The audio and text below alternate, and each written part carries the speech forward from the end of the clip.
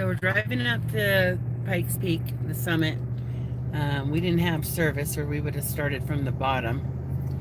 We're at mile marker 9, and it's a 14 mile marker 10 now. So we have about 4 more miles to get up to the top.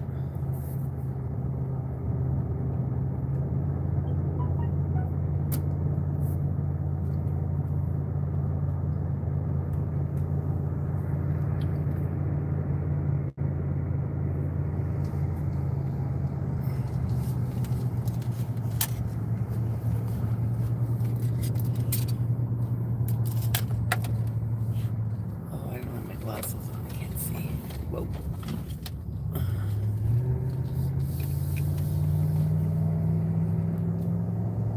How many people are in there? I can't see. That's why I'm trying to get my glasses on. Mary Love's there. Hey, Mary Love, Arnie C, Gear.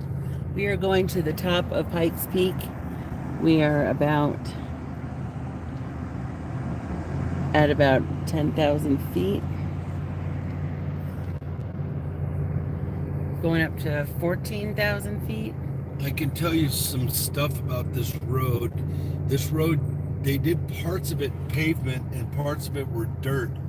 The original Pikes Peak hill climb was all dirt, and then they started adding pavement, which was a huge problem for a lot of racers.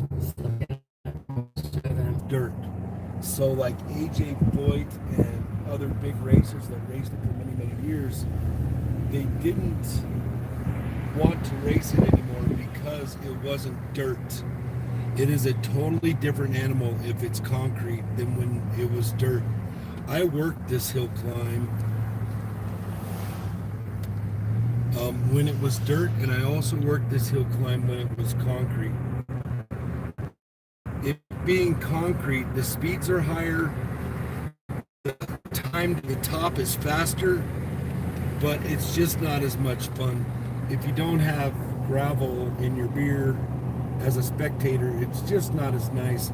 These hairpin turns here, they still go around these turns at like 50 miles an hour, 60 miles an hour. Top speeds, some of them are 120 miles an hour in the straightaways. They do all sorts of tests on this hill, like brake testing for new vehicles. Sometimes you'll see that stuff going on here. They also do testing for new vehicles for economy, miles per gallon, fuel efficiency. I've worked this hill climb probably 10 times in the last 25 years, and you kind of donate your time to work on the hill.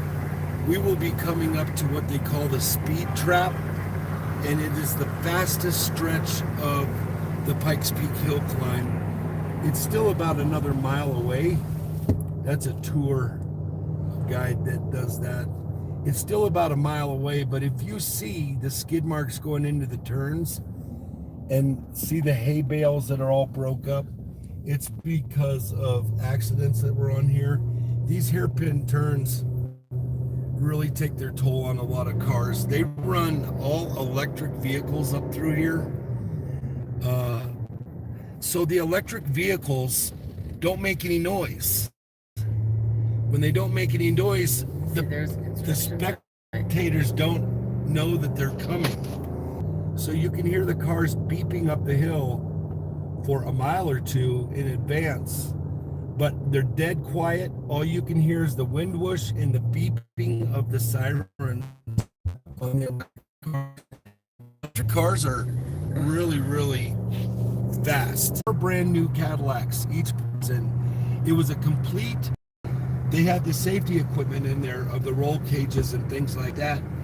And after they ran these cars for the weekend or the 2 weeks, because there's a lot of tire testing that goes on and things like that, after they were all done with these 4 brand new Cadillacs and they got all the data that they needed on them, they crushed them. So they do that a lot. They build vehicles specific to run here, and then when they're done, they destroy them. I worked this hill right here, this corner right here one year, and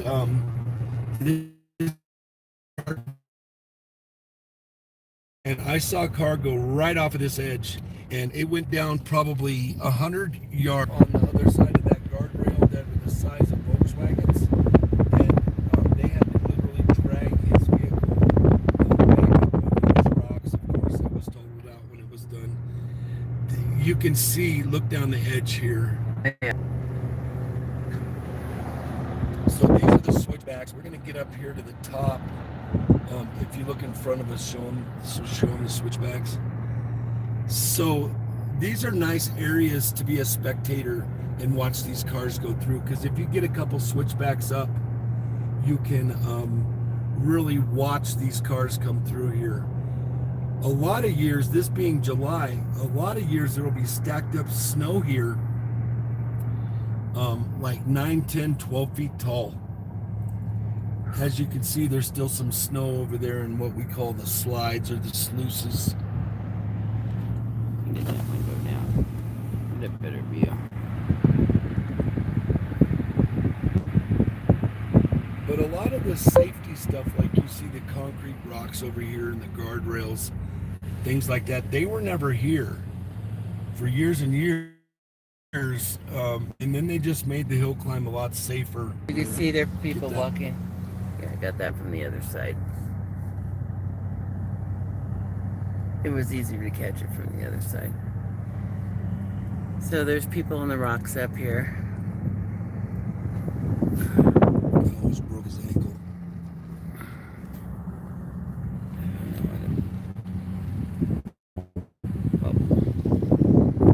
Sorry, I'm trying to get it back to a better picture here.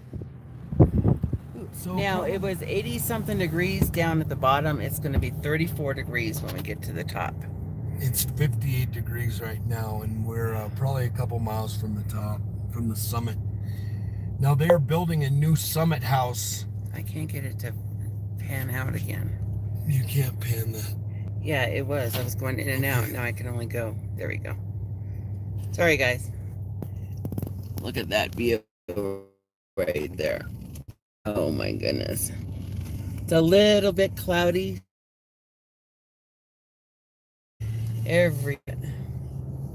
You could see, when you get to the top here, you could see from New Mexico to Wyoming.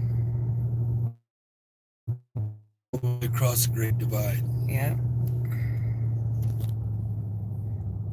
We haven't been up here yet this week with my nephew because it's been kind of cloudy up here. We're getting close to being clouded in. Yeah, we're probably an hour away from this mountain being covered in clouds.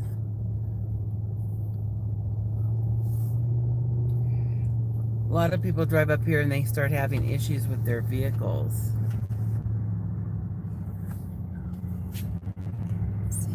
Now, back in the day, I brought my young son up here when I was flagging on the top. I was the flagger at the finish line, and they do a lot of tire testing, a lot of time trials. The week before, 2 weeks before the Pikes Peak Hill climb. So while I was up here, my son ended up getting altitude sickness, and it's basically nausea, and it's like being car sick, but you're not moving. So I was really worried for him, and then on the way down, they said once you get back down to where you're usually at, which is 10,000 feet and below, the symptoms go away. And I read up on it, and they go away in 20 minutes. So once you get back down to like 10,000 feet from 14,000, the altitude sickness goes away in 20 minutes, which I thought was really, really crazy that it goes away that fast. And what I was telling you about the summit house is the original summit house from the 1900s, 1920s, 1930s. It was moved out there. They brought it back down the hill. It was sold to a private person that still owns the Summit House today, and it is still lived in. Then they built a regular, it was a concrete Summit House at the peak, and then they've since started to redo the Summit House again. And so there's all sorts of construction at the top, and at the top there's no parking for all the people that come up this hill, so only certain people get to make it to the top, and it would be people with handicap placards or people that need assistance can come to the top. So we were fortunate today that we could drive to the top, and that's what we're going to do. See the skid marks going into this turn? That's all from the hill climb. The hill climb was last week. I don't know if they can see that. See those scuff marks on the road? I'm trying to get a good road shot. Look at that snow still. I can't get it to pin. There we go.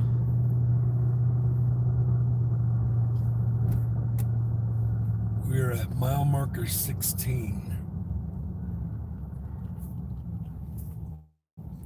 I thought it correlated with the mountain height, but it doesn't apparently. So look at everybody over there climbing that hill, those rocks. I would totally break my ankle if I did that.